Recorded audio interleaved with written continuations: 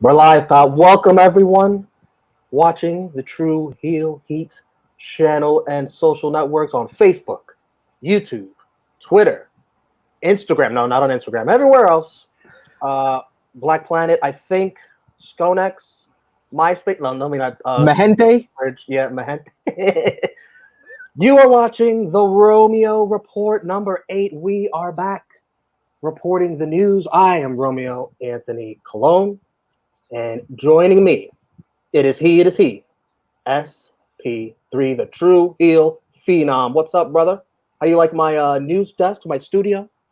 I was quite impressed with this whole layout that you've put together. You've been doing a great job with the backgrounds for these live streams. You have special ones for like Hell in a Cell in your house. We do just a simple fire for True Hill Heat live streams, but I have to say this is my favorite out of all the Nice. backgrounds you have put together because I really feel like I'm at an anchor desk with the anchor man himself, the anchor man of True Hill Heat, the connoisseur of reporting, Mr. Romeo Anthony Cologne.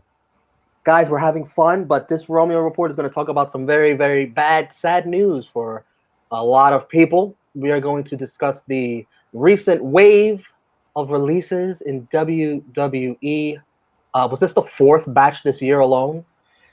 Fourth talent releases this year. We've had 2 others from the main roster. We had one from NXT previous to this one. This was more of a NXT / 205 Live talent cut, and we've also had staff firings as well. I know this is the Romeo Report, but if I'm already talking, I gotta remind the folks watching. If you're watching us on YouTube, drop us a like. Share this video with all your wrestling fans, friends, and family on all your favorite social media platforms. Of course, if you are new to the True Hill Heat YouTube channel, smash that subscribe button, hit the bell to stay notified for all the great content that we got here. Near daily content, and we're hitting you with 2 live streams today. We got the Romeo Report with myself and Romeo later. And Romeo's getting busy. Romeo's trying to outdo me as the hardest working man on the True Hill Heat YouTube channel because he's going to do NX3 meets Rated Raw Superstars live stream, maybe an hour and a half after this stream is done. They're going to go live talking about this week's WWE NXT, WWE Raw. So a lot of great content for the True Hill Heat YouTube channel, so smash that subscribe button. If you're watching us on Facebook or Twitter, drop us a like, a heart, a laugh emoji, an angry emoji. We want more angry emojis because of what we're talking about here with more WWE releases. Yes, the 4th batch of releases this year. We only touched on it on True Hill Heat 131, which is up on the True Hill Heat YouTube channel. I had to do a voiceover after True Hill Heat was already in the books. It was already on the cutting room floor. Had to do a voiceover for the releases, but we wanted a video to kind of address these releases as well as the overall releases, the reasons why, and each and individual talent. So Romeo, my lead anchor, take it away. Well, I tell you, it's like they asked, did True Heel Heat already record? Okay, drop the news. Yep, pretty much. Pretty much. That's how I always feel. I feel like this a lot. First, we had the writer / comedian, Kenise Mobley, released. Of course, she was in the news. She was let go after a podcast appearance where she said she didn't follow the product, didn't even know the WWE champion's name, Bobby Lashley. She was almost proud of the fact that she didn't know what was going on, bragging about the money she gets for not knowing what's going on. And my question is, who does that? Now, okay, all right. You want to get on WWE for hiring someone who doesn't know anything about the company. I've applied for jobs where I don't know much about the company, but Also true. I get the job. And then once I'm in there, you do your research, you get to know everything, you get to know everybody, and then you just work hard. I wouldn't go in a new job, new position, go on social media and bash the company like that. You deserve to get fired. You deserve it.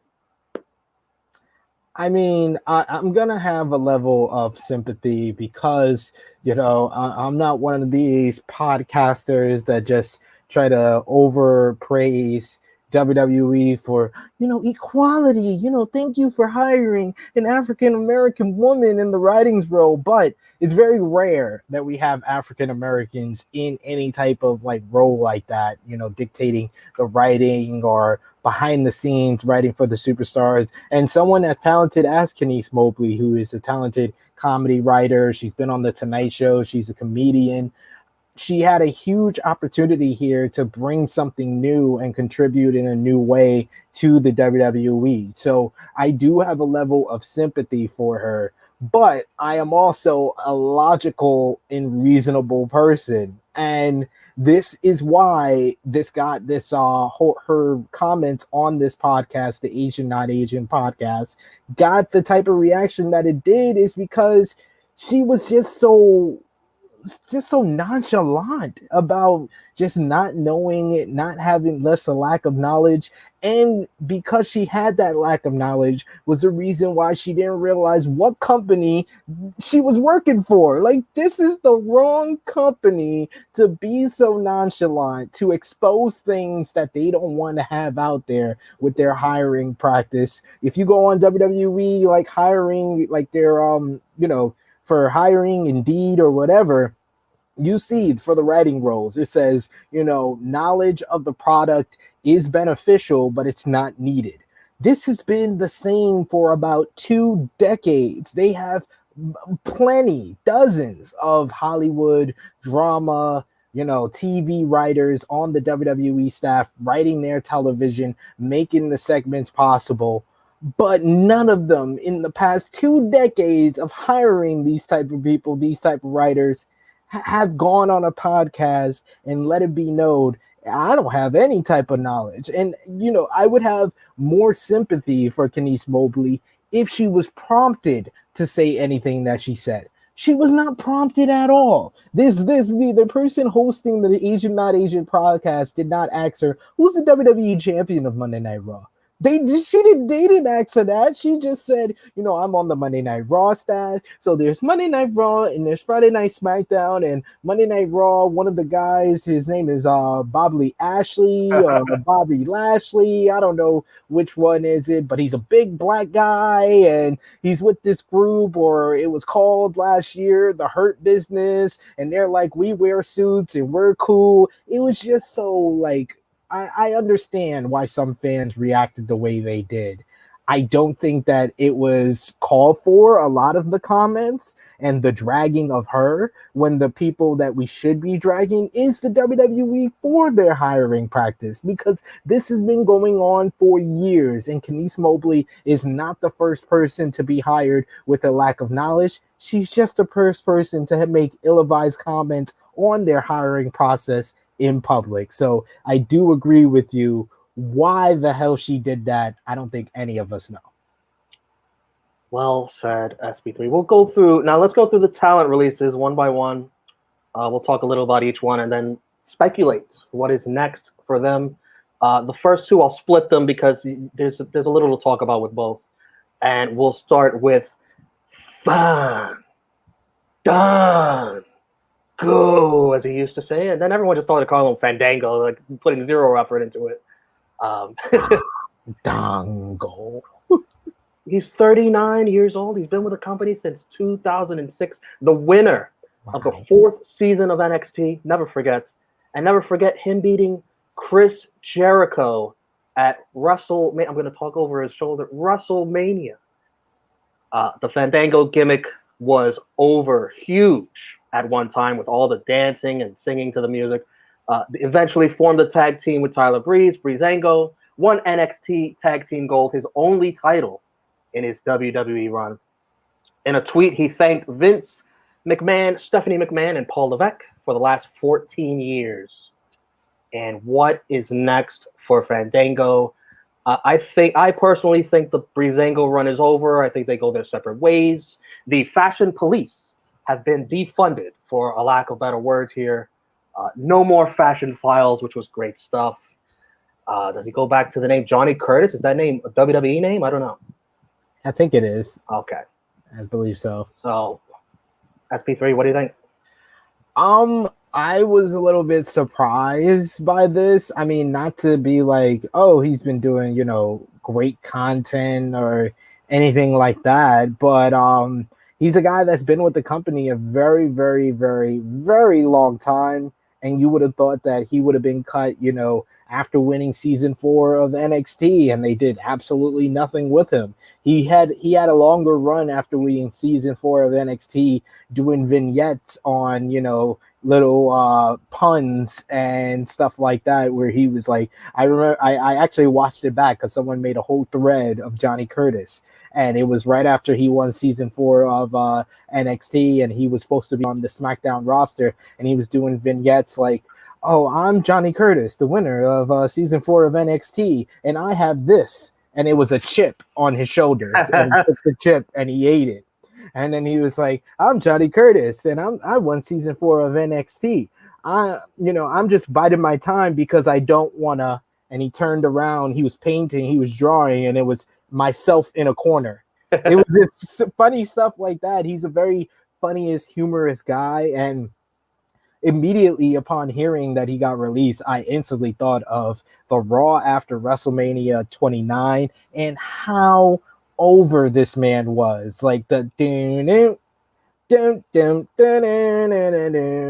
that song was over like Rover. The reason why the Raw after WrestleMania 29 is like peak Raw after WrestleMania, it's because of Dolph Ziggler cashing in Money in the Bank and the fandangoing. The fandangoing craze was ridiculous. That after the show, for people that were like going from New Jersey to New York, all on the train, all wrestling fans singing do do do do. They hijacked that show with I think Randy Orton wasn't very pleased about that. Oh yeah, Randy Orton versus Sheamus. Yeah, they fandangoed all over that whole matchup. But yeah, this is like in an essence a very confusing release, but also logical, because you're not going to do big things with Fandango. They put him back on NXT to have main roster guys on NXT to compete with AEW. Now that they're not on Wednesdays, they're not competing with AEW. What is the use of him on the NXT brand? Yes, he can bring up guys, have Breezango feud with like Hit Row and, some of the younger talent that they had there, but you're paying him main roster money to be a mid-level guy on the NXT brand. It just doesn't make sense. So it is a logical and understandable release, but at the same time, I'm very saddened because he feels like one of the more underutilized guys because of how talented and how naturally funny he is. Like we were just talking about Kenise Mobley being a comedy writer, and the people that were like advocating for her is that, oh, WWE's writing of comedy is not very good. Yeah, it's not very good, but it has nothing to do with the writing. It has to do with the over scripting, and that they have a bunch of guys that are naturally funny, have a natural humor, such as Fandango. And Exhibit A of Fandango's comedy, go back and watch Southpaw Regional Wrestling. Southpaw Regional Wrestling, Fandango stole the show. I was on Wrestling Daily, and me and Alex McCarthy interviewed Doc Gallows, and I asked him, who was the person that surprised you the most during the filming of Southpaw Regional Wrestling as someone who was way funnier or way more talented than we've seen in the past? And he immediately said Fandango. Fandango was the guy. He was the funniest in his role as the commentator, and he just really stole the show and showed how much comedy he has. Go back and watch the Fashion Files with him and Tyler Breeze in 2017 on the SmackDown live roster. They stole the show each and every week when SmackDown was at its peak in like the end of 2016, but going into the 2017 as Ryan Ward was replaced by Road Dogg, it wasn't a lot of good stuff going on. And the Fashion Files were a key thing that made you keep watching week after week because they were able to be naturally funny. And I think that's an issue with WWE. They don't have enough naturally humorous people, and Fandango was one of them. And I just feel like he is one of the more underutilized guys of the past decade. What is up, everyone in the comments? Jason Michael Campbell, Elsa, Rambo. Guys, as we go along, let us know what you think of these talents that were released and where you would like to see them, or where do you think you'll be seeing them, or if we'll even be seeing them. SP3, start with Fandango. Where would you like to see him? Where do you think he goes? I would think that he would be best utilized in a place like Impact Wrestling. Impact Wrestling with someone like Fandango, who is naturally funny, who they were given opportunity to be naturally funny and put him in different scenarios to work with, like the likes of Brian Myers, who I think is another naturally funny guy. The Rosemarys, the Crazy Steves of the world. Imagine a Fandango in Wrestle House for the Impact Wrestling fans. And Wrestle House was one of the best things that came out of the pandemic for that company. And Fandango would have been right at home in that type of setting. But Impact, presents a lot of great opportunities for him. And as we've seen with like Matt Cardona, like I said, the aforementioned Brian Myers, even Heath Slater for his brief time before his injury, it seems like guys who were at that level in WWE don't translate too well in places like an AEW or sorts, or, won't get hired back to WWE like a Samoa Joe. So, in Impact Wrestling, they can get the most of an opportunity. Yeah, I was going to agree with Impact. Do you think he can elevate himself in Impact? I think so. I think that he has the wrestling skills. Like I said, he has the talking chops, and he's just naturally funny. Just go back and watch the Johnny Curtis stuff from WWE NXT season 4 and season 5 with him and Maxine, him and Derek Bateman. He's just a funny, hilarious guy, whether it's Fandango, whether he's Johnny Curtis, or whatever alias he's going to have outside of WWE. I think there's a lot to capitalize on this talented guy.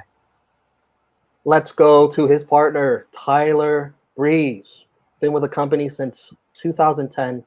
He spent 5 long years in FCW and NXT before he got to the main roster. 33 years old. He has a wrestling school with that guy with the chair in AEW. I forget his name sometimes. Sean Spears. That's my biggest fear here was his relationship with the Up Down channel, the video games on YouTube. My personal favorite is The Party, if you watch the channel, with him, Cole, Xavier, Cesaro. I love their chemistry. I love watching their videos when they're just having a good time playing video games. I know you, SP3, are a big fan of the what do you call it? Battle of the Brands, man. Like the GM mode from SmackDown is probably one of my favorite modes that's ever been in a wrestling video game. Yeah, it's those games were never as good as like Here Comes the Pain or No Mercy, but the GM mode made you play the game constantly. So when Xavier and Tyler Breeze, expressed their love for that mode, and then they became, the Battle of the Brands, which was on, I think, season 3 at this point, it became one of my favorite things to watch on a weekly basis. That when they were done with like a full year, I was disappointed. And, I've been disappointed with, like, I think season 1 was like peak of it. Season 2 and season 3 have been very maligned only because they keep releasing talent. Like they season 1, they used the people that were in the original SmackDown versus Raw 2006 game. And then season 2, they decided to use, more of the talent that are underutilized in WWE. And then they would always release those talent, and then they would have to do rosters all over, and it really handicapped them to the point that in season 3 they used the Iconics. Each of them had different Iconics, and they had to switch up the names. It became I think it was Peyton K and Billy Royce. Billy Royce, yeah, Billy Royce. They had to change their names to kind of get around from having to make a whole new roster again. And now you've got one of the guys that was in the game as well as taking part in the Battle of the Brands. He's released. Like, that's the biggest disappointment for me. I think that Tyler Breeze is the biggest loss of any of these talents that they release. Like I said with Fandango, he's not going to be used as a top guy in NXT anytime soon. The Breezango got their run as NXT Tag Team Champions last year because we were in a pandemic. They were an established team, and them, holding the titles were a good transition to who they were going to next with Oney Lorcan and Danny Burch, which set up, War Games very perfectly as they were, in a partnership with Pat McAfee and Pete Dunne. But I just wanted so much more for Breezango. Breezango should have won Tag Team Go on the main roster. And when you look at Tyler Breeze, go back to the OG WWE Network, WWE NXT, it is mind-boggling that they failed to capitalize on this gimmick. The supermodel gimmick of Tyler Breeze was Rick the Model Martel meets Heartbreak Kid Shawn Michaels for millennials, for the 21st century, coming down with the selfie cam and, you know, the entire entrance, him doing his own entrance, singing his own entrance. This should have been an on-the-money jackpot type of gimmick for the main roster. He should have translated very well. He has natural charisma in the role. It was like Zoolander for professional wrestling, and they totally missed on it. They immediately missed on it. Sometimes it takes them a while to miss on NXT call-ups. This guy came to the main roster. He was inserted in a feud between Dolph Ziggler and Summer Rae. And within 2 weeks, he lost to Dolph Ziggler, and that was the end of his push. That was the end of his whole entire run. He eventually, you know, got momentum again, being paired with Fandango and Breezango.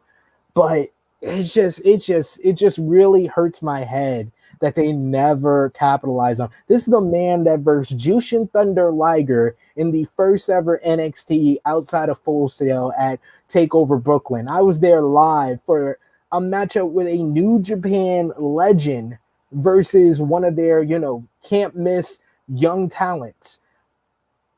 I just don't understand WWE sometimes. I really don't. This guy had so much talent. He should have been capitalized. He had a gimmick that should have worked on the main roster, and they just completely blew it. I would say by far the biggest missed opportunity of all these releases is Tyler Breeze.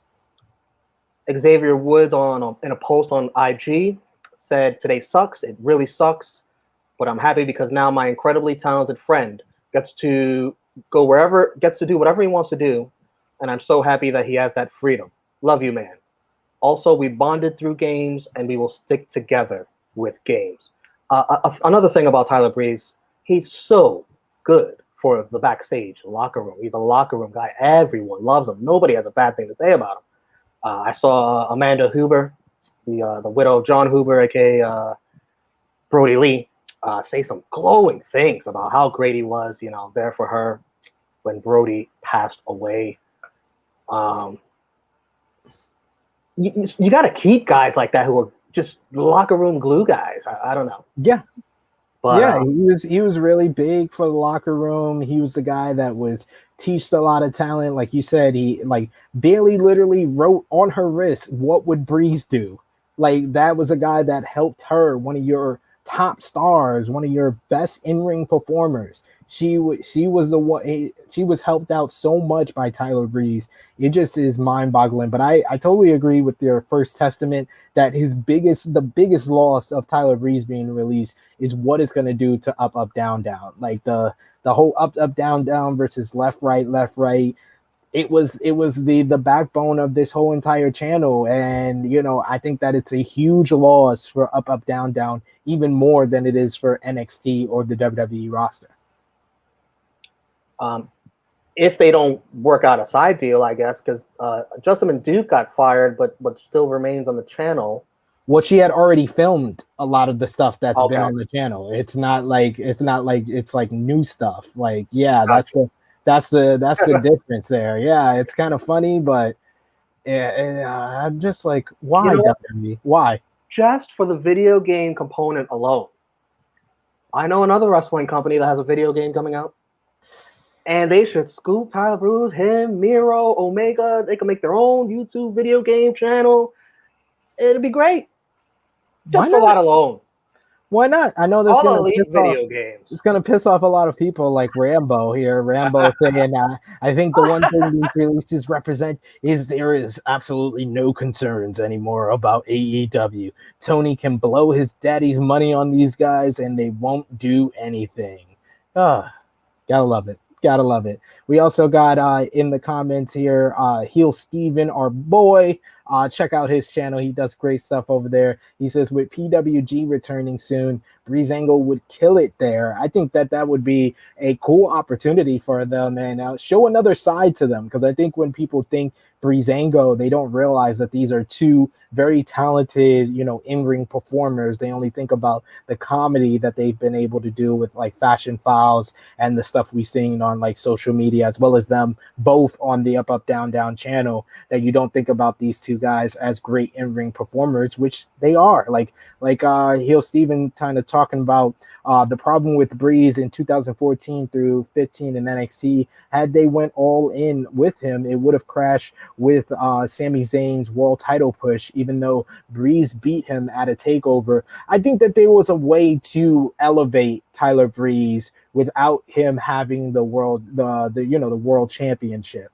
I don't think that he needed to win the world title in NXT, but they could have done more to kind of elevate him and make him be like firmly establish him as like the greatest NXT superstar to never win the world title. I think they could have done that in a way if he had stayed a little bit longer in the NXT brand. They called him up with no plan in sight other than pairing him with Summer Rae and then immediately losing to Dolph Ziggler. And even that feud there was a lot of, optimism towards that feud and potential there with Dolph Ziggler and Tyler Breeze, how they kind of mirror one another in like look and their, trek up the ladder, whether it's in NXT or the WWE main roster, that they could have got a lot more out of it than they did. Not everyone is a fan of Tyler Breeze. I'm okay with that because in my opinion, Tyler Breeze, I couldn't even read it out. Tyler Breeze sucked. Jason Michael Campbell, not a fan. And we have ridiculous theories in the live chat as well. Jason Michael Campbell saying, well, from what I'm hearing, and from what I'm hearing, I'm pretty sure JMC gets his sources from Brad Shepard. But he says John Cena and Nikki Bella are to blame for the releases. They're still getting paid, will do nothing. No. John Cena and Nikki Bella are not to blame. I've even saw people say Ronda Rousey is to blame because they're still holding her under her contract, even though I think that's false. I think her contract has expired with WWE. She has more of a relationship where, if she decides she wants to come back to wrestling, they will negotiate a new deal. But no, they're not still paying her to sit at home. So these are ridiculous theories. This has more to do with Mr. Nick Khan and Nick Khan wanting to do budget cuts, and it's all about WWE keep hitting record profits. They hit record profits in 2019, they hit record profits in 2020, mainly down to the fact that they didn't run live shows, because live shows was a huge loss of profits for WWE. And with them returning to live events for not only Raw, SmackDown, pay-per-views, and even house shows, they're going to lose money on a couple of those shows. So to, expedite... Unless they got that sweet Saudi money. Either or. But to make sure they hit record profits in 2021, they have to make more budget cuts. And these cuts are a little bit more understandable because they're on 205 Live and NXT, which obviously Vince McMahon doesn't care that much about. So makes sense. Next up, we got Killian Dain. Signed in 2016, was part of the Sanity faction that started in NXT. Eventually got to the main roster. We know how that ended, got ruined.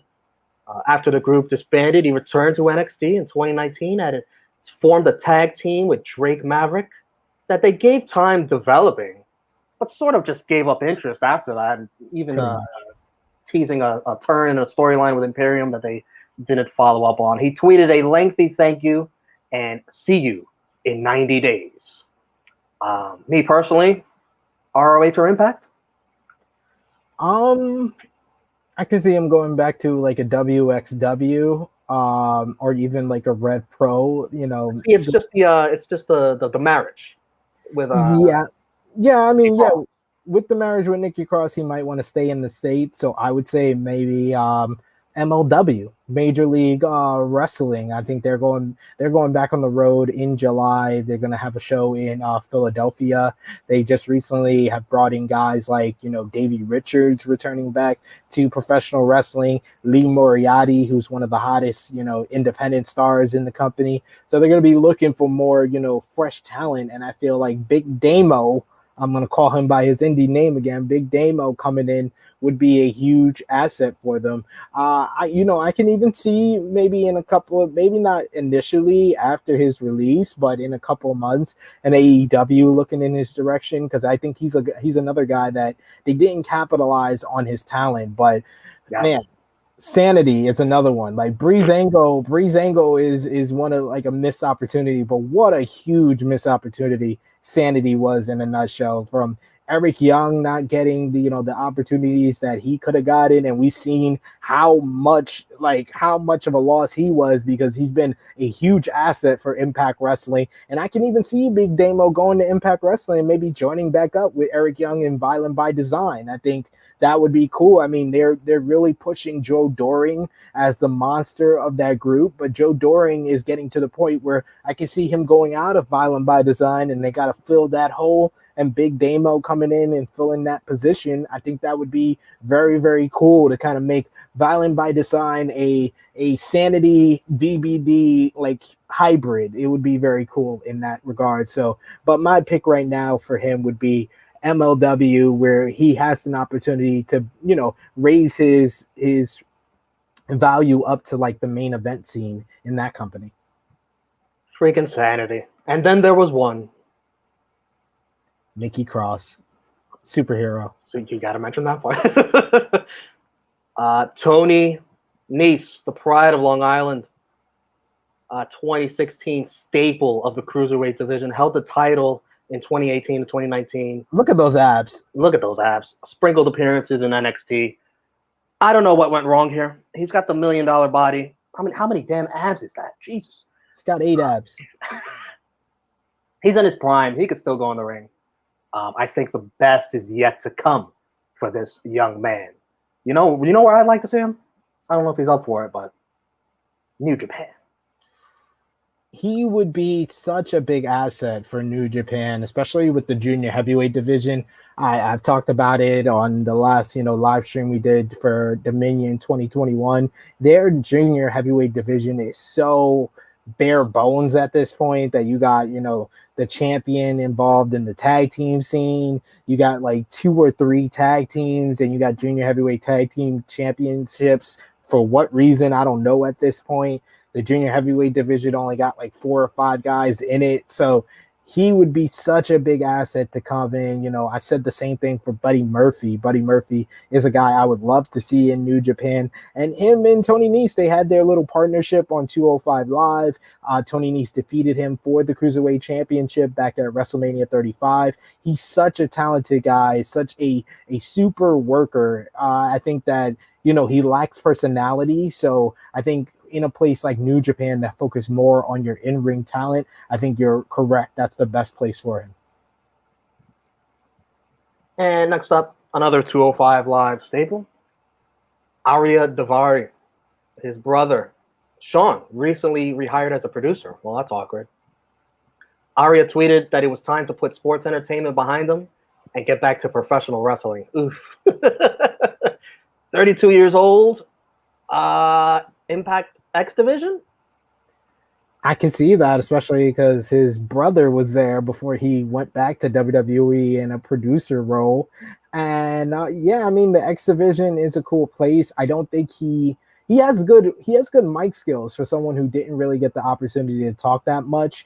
I just, I want more versatile performers in their X Division. I think that Tony Nese would probably be a better fit for the X Division than Arya Davari, but I could see him, and I could see him getting paired up with like Rohit Raju and Shira, their Desi Hit Squad 2.0 that they're kind of forming there. He would be a good fit for them there. So yeah, I could see that, but he's another one that I can also see in like an MLW or even a Ring of Honor. I think in Ring of Honor, I think that's a place where he would stand out a little bit more than what he would in any other company.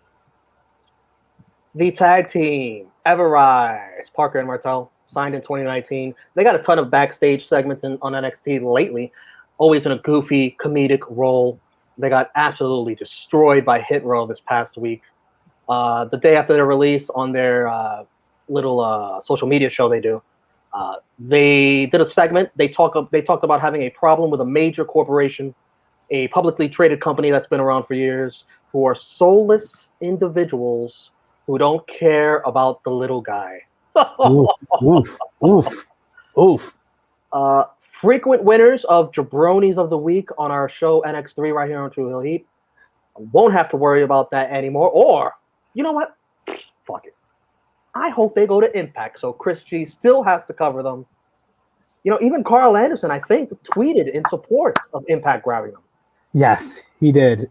And hey, Carl Anderson and Doc Gallows, they got a little bit of juice, A little bit of pull. a little bit of pull in Impact Wrestling, so it might happen, and that would be, you know, karmic, karmic in the best way possible for Chris G. I think that they won the Jabroni of the Night so much that you should call it the Everwise Award.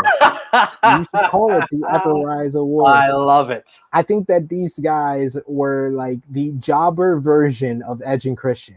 Canadians with like very comedic chemistry with one another. Great way of describing it. And yeah, they just had they just always seem to make me smile or laugh at their antics. The last time that we saw them was one of the skits that they did before their match with Hit Row, where they went up to the Hit Row SUV and were about to spray paint it, and Top Dollar says, you can't wear ski masks when you got your name on your chest. like that made me laugh. Like they're very funny guys. They have their YouTube channel that just went live again.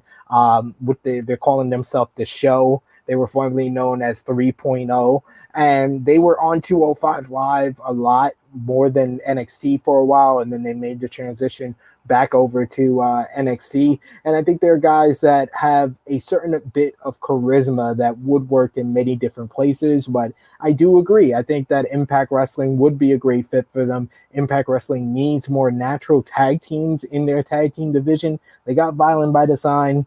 They got the Good Brothers. They got Decay.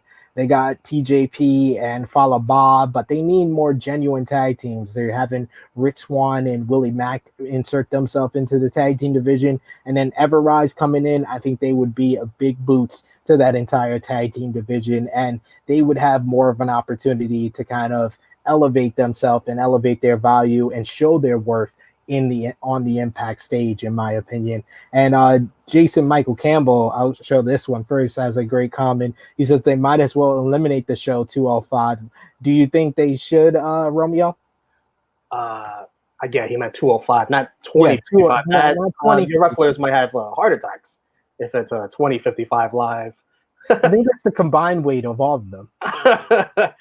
The 205 Live roster is absolutely decimated, but NXT does have these guys in the background that they're not using, that they've started to show that they're using. Guys like Carmelo Hayes, Trey Baxter, who would be perfect for 205 Live. I think they're just cleaning house to elevate these guys and just replace them. I think you're still going to see 205 Live. The new guys that are facing off with Kushida, Diamond Mine, you got those guys too. I think they got bodies to take those spots. Yeah, that seems like you make a great point that they do have a whole batch of talent that they just hired that they could put on the 205 Live roster. But yeah, I just thought it was funny. 2055 by JMC here. We also got Rambo. I guess he's talking about Everrise here. $1 million Tony Nese. Or Tony Nese, $1 billion body, probably a 10% brain. Damn, Rambo, I wanna see your body, because you definitely. Well, he looks like Sylvester Stallone. I think you definitely match the brain sometimes with some of your comments, but you know, I love you, bro. I love you, man. But you tend to criticize very much more than saying anything positive. So, just saying. Oh. Shall we move on to the next, which is a very good friend of one, Ronda Rousey, and part of the 4 Horsewoman group, Signed in 2018 along with Jessamine Duke. Similar to Arturo Roas, she was in NXT for nearly the duration of her run, but made her own Raw Underground appearance. Remember Raw Underground, guys? Remember that? Yeah. She is married to current NXT roster member Roderick Strong. This is now 2 marriages that have been Splitsville as far as the main roster goes, and just these cuts alone, never mind the other cuts. Yep. I thought before Diamond Mine, I thought a good idea maybe would have been to pair her with Roderick Strong as a valet / manager / badass for a singles run for Roddy. Something different. But I have no idea what she wants to do from here on. Maybe she just wants to be a mom. I don't know. Who knows? I mean, that's an interesting point. It should be noted that Fightful Select reported that there was originally plans for her to be in Diamond Mine as a female enforcer. I think that would have made this group stand out immediately a lot more than it does right now. Like, and it would have fit the story of what we saw when Roderick left in NXT with his wife. It would have been great that, you know, you could have told the story that Malcolm Bivens approached them both to join Diamond Mine, you know, before putting together this group with Tyler Russ and Hideki Suzuki. So it's disappointing that they couldn't get more out of her. I think that her, Jessamine Duke, made great enforcers and seconds for Shayna Baszler in the second run of her as NXT Women's Champion. And I think they made a very great female group that we don't see a lot in any of the WWE main rosters. They, you know, female groups like that don't last as long as Shayna Baszler, Marina Shafir, and Jessamine Duke did on NXT. You know, Absolution lasted 3-4 months. The Riot Squad lasted a while until they. That's a name I haven't heard in years. Absolution. And then they decided to break them up. You know, Mandy Rose and Sonya Deville were together for a while until they split them up. So, yeah, you want more, and especially because, you know, we never got the MMA 4 Horsewomen versus the WWE 4 Horsewomen, which is a dream match that I will always say is money, and they should have got more from Marina Shafir, as Kid Get Money says. In Diamond Mine, that would have been fire. Yes, 100%. She would have been so perfect for that group. She has the MMA background. They've been promoting themselves as an MMA group. It just made sense, and sense makes dollars. And WWE just needs to be trying to save sense instead of making sense. Oh man. Put that on your tombstone, SP3. Hey, I learned from Conan last night. Oh, that was a great line. If you didn't. CAEW. Next up, we got the Singh brothers, Sunil and Samir, aka the Bollywood Boys. Started in 2016. Were paired up with then WWE champ Jinder Mahal Maharaja. And after nearly 2 years, they were back on 205 Live. They did each hold the 24/7 title in 2019. No damn idea what's next for these gentlemen. They should have always stayed at Jinder Mahal's side. They complimented him so well. Yeah, I mean, they made everyone that Jinder Mahal was up against look great. I mean, Randy Orton, yeah, exactly. Randy Orton launching one of them up and dropping them on the announce table. What a great gift that is still to this day with Randy Orton's reaction to that. I mean, they were great seconds. They were great in every single role that they were given, whether they were jobbers in a tag team on 205 Live, whether they were in the 24/7 division, whether they were seconds for Jinder Mahal. There should have been a lot more for the Singh brothers. You know, you even got guys like Bret the Hitman Hart, you know, congratulating them for their run in WWE, because these are two guys that never should have made it in a lot of people's eyes, but they made the most of their opportunity and they had a great run for the time they were there. Where I could see them, a Ring of Honor. I think a Ring of Honor would be very interesting, and they would bring something a little bit different, especially to the tag team division there. There's another place that needs genuine tag teams, and the Singh brothers are one of them. And, you know, they lost the boys. The boys are on the independents. They've also been on AEW Dark in the past, maybe pair them up with Dalton Castle. I think that would be interesting. Move Dalton Castle over to a heel role with the Singh brothers. I think that would be money, or the Singh brothers on their own in Ring of Honor would be very interesting. August Gray signed with WWE in August of 2020. Worked both 205 Live and NXT. Hilariously tweeted that his match this week on 205 Live was a loser leaves town match. Don't miss it. I did not see this, but I guess he lost. I don't know. I think that was the point, yeah. He has quite the look and personality. I think the best is yet to come for him, too. I don't know where he goes. I mean, if you've seen him before his run in WWE as retro Anthony Green, this guy is a very talented talker. He has he's another guy that kind of oozes charisma when he talks, or even when he's in the ring.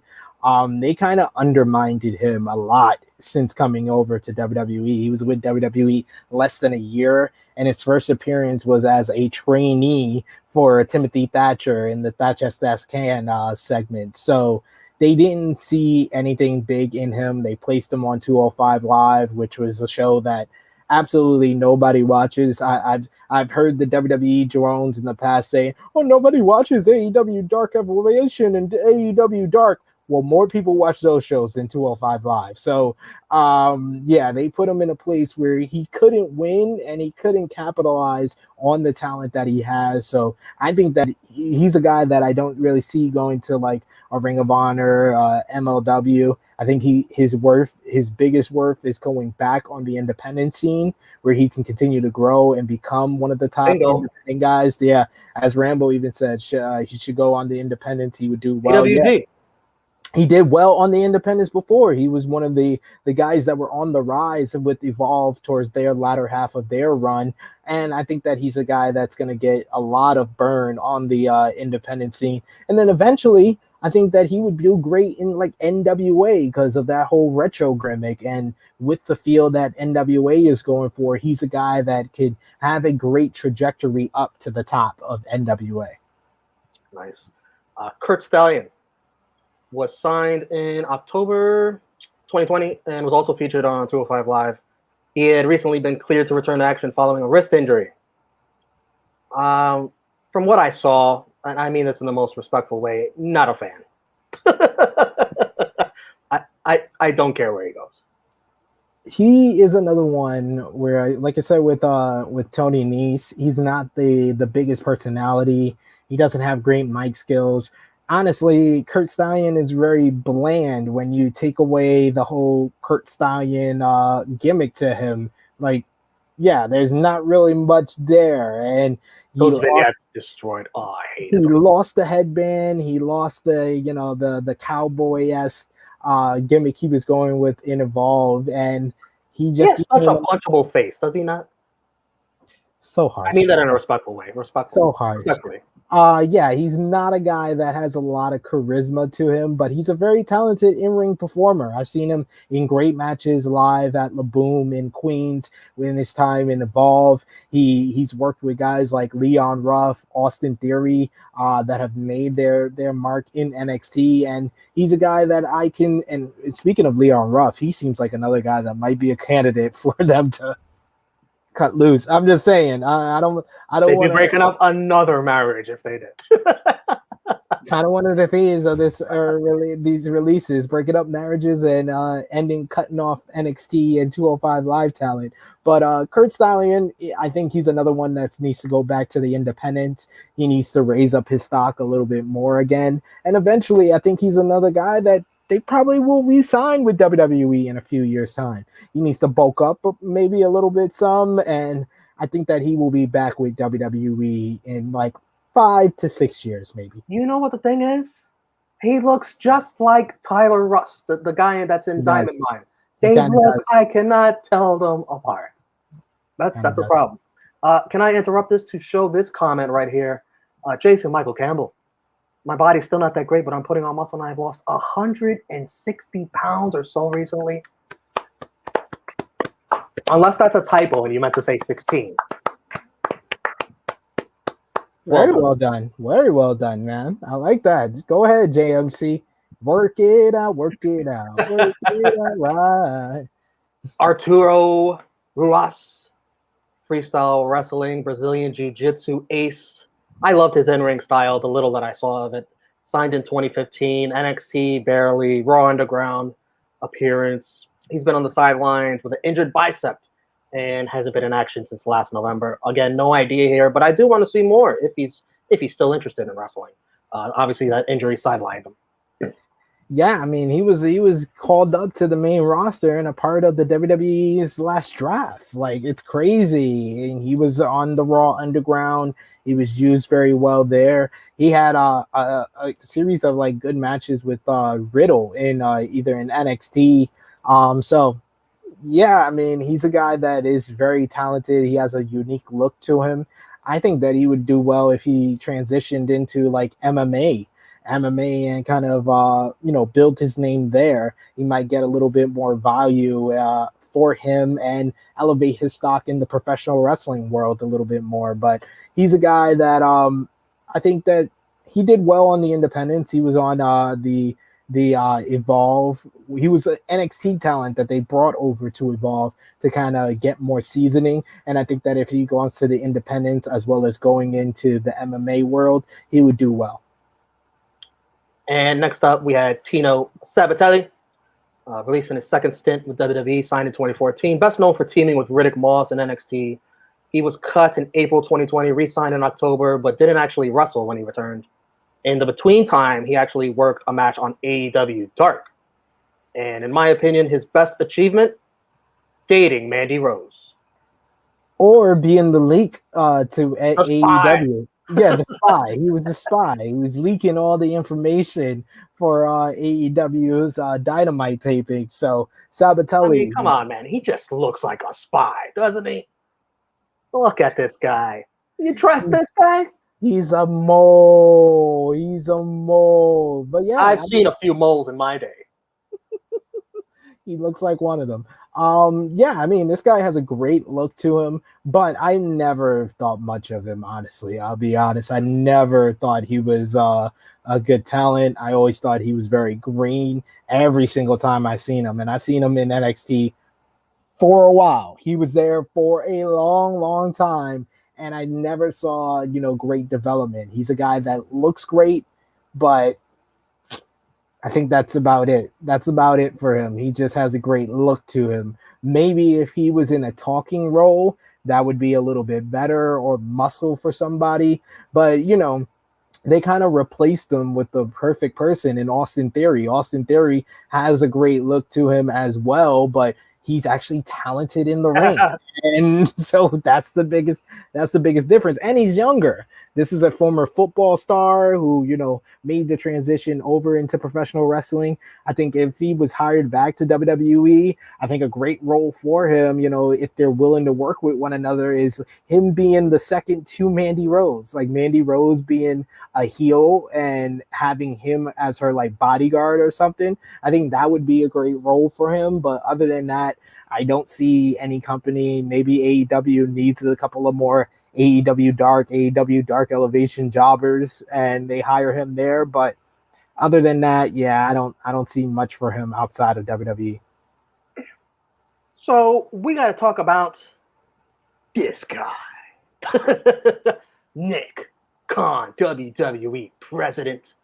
And Fightful was told that he specifically was willing to take the heat on all the recent releases. I mean, look at this guy, man. He just looks like he can't wait to fire your ass. And looks like I'm poking him. While making the choice on who would be let go, Khan did not seem concerned about prior plans, projects, who the person was married to, how long they've been signed, or what they have going on. And as we've spoken about earlier, it's all about the money, saving some bucks. $1,000. It should be noted that Sean Ross Sapp also noted that he was contacted by WWE sources who then told him that no, had nothing to do with the releases. I don't believe it. Do you believe it? No, not at all.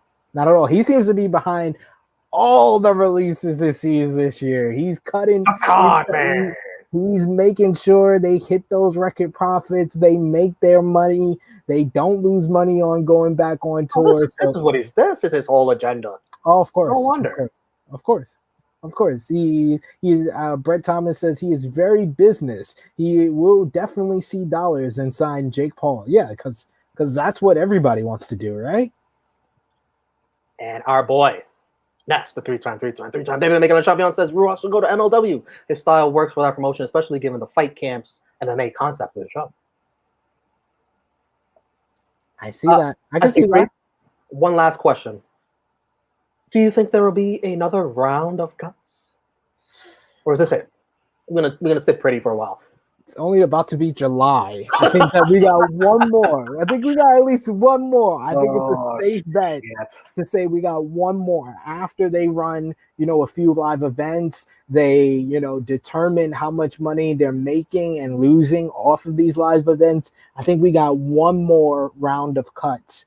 I'm going to say it comes from majority of like NXT talent that are on like older deals that are not doing that much. They, look at who they're using, look at who's not getting enough, burn, and then they cut those costs as well. I still can't believe Jeff Hardy hasn't been cut with his contract.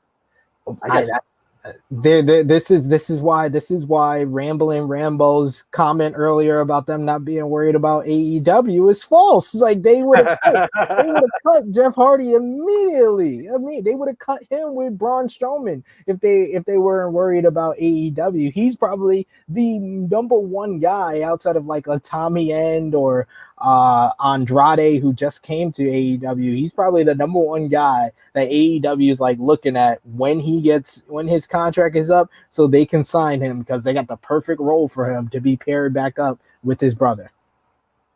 Powered 4 TV. Good afternoon. True Hill Heat, Romeo Report. I notice every time I click on a YouTube channel, it's Slam Attacks adverts. You need a sponsor. I agree. Slam Attack, call us. We will do paid ads. I put out on Twitter today, I'm making a transition into full-time content creation, and True Hill Heat is open for business. We are open for sponsorship. So if anybody wants paid promotion, hit us up. DM us. Our DMs are open. That's going to do it for the Romeo Report. SP3, any plugs? Well, got a lot of great content on the True Hill Heat YouTube channel right now. You guys can check out True Hill Heat 131 with myself, Chrissy Love, and Top Guy JJ. I did do a voiceover, like I said earlier in the show, to talk about these releases, but we didn't get a chance to talk about those. We did talk about Big E potentially going over to the Monday Night Raw roster. We talked about the fallout from Hell in a Cell last Sunday, as well as we did a collective top 10 between myself, Chrissy Love, and Top Guy JJ of the 10 greatest Hell in a Cell matches of all time. We just came off a week with 4 Hell in a Cell matches in 4 nights, so it seemed like a perfect time to talk about the history of one of the biggest stipulations in WWE history. So check out True Hill Heat 131 for our top 10 Hell in a Cell matches, as we call it, Revisiting Hell. Also this week, 2 huge interviews coming to the True Hill Heat YouTube channel. I got the chance to interview this week former WWE superstar who was released earlier this year, Wesley Blake, the former NXT Tag Team Champion, former partner of Buddy Murphy, as well as Steve Cutler in the Forgotten Sons. We got to talk about that infamous tweet from Jackson Riker, how that affected his career and his time with the company. We also got to talk about if he would like to team back up with Buddy Murphy and who in the wrestling world he would like to verse the most. So check that out. That's coming up this week, as well as probably the biggest interview in True Hill Heat history, Romeo. I got to interview none other than former WWE champion, former Impact Wrestling champion, Alberto El Patron. I got to interview Alberto, and man, oh man, this is a very honest, open interview. We talked about his relationship with Paige. We got to talk about the allegations against him from last year, as well as his big dream matchup coming up on July 31st against Andrade El Idolo. So it's a very eye-opening interview with Alberto El Patron that's going to be dropping this week on the True Hill Heat YouTube channel. So check those out. Can't wait. You could find me, the Pride of NY, Twitter and Instagram, right here on the True Hill Heat YouTube channel. We're going to set up another stream here in a few. We're going to talk Monday Night Raw and NXT from this past week. A lot to discuss, and it should be very interesting because I'll have my boys here, Drunk Guy JJ, Ness, Chris G. Wow, we can't wait. Let's talk about that. Stay with us. Put notifications on for YouTube, Facebook, Twitter, and don't miss it very shortly here. Yes, and you can follow me on Twitter at TrueHeelSP3. All of my content from Powered 4 TV and Powered 4 SP3 every single Wednesday, 11 a.m. Eastern Time, 4 p.m. BST, as well as my work for Wrestling Daily every Wednesday, 3 p.m. Eastern Time, 8 p.m. BST, as well as Sportskeeda Wrestling with the SmackDown post show with myself, Rick Ucchino, and Dutch Mantel every single Friday following Friday Night SmackDown. And of course, you can follow the gang, True Hill Heat, on Facebook, Instagram at True Hill Heat. We want to thank everyone for joining us live, Rambling Rambo, as well as JMC. We got Powered 4 TV telling us great show. We also got Frantic World with a great prediction saying I think 2 more cuts are coming from WWE. Rachel Cornell just catching up with yes, Rachel, you can scan on back. We're finishing up, but you can rewind it back and watch this edition of the Romeo Report. I want to thank Romeo for joining me. I think this stream went so well. We might have to do more, especially if there is another release coming. Yeah, we might have to. Hell yeah. And Rachel Cornell says, you guys are awesome. Romeo, sign us off, sir. All right. Thank you, everyone, for joining us. Again, join us in a few for the other stream for SP3. I am Romeo Anthony Colon. You've been watching the Romeo Report, number 8. Even more WWE releases. We'll see you next time. Have a great day.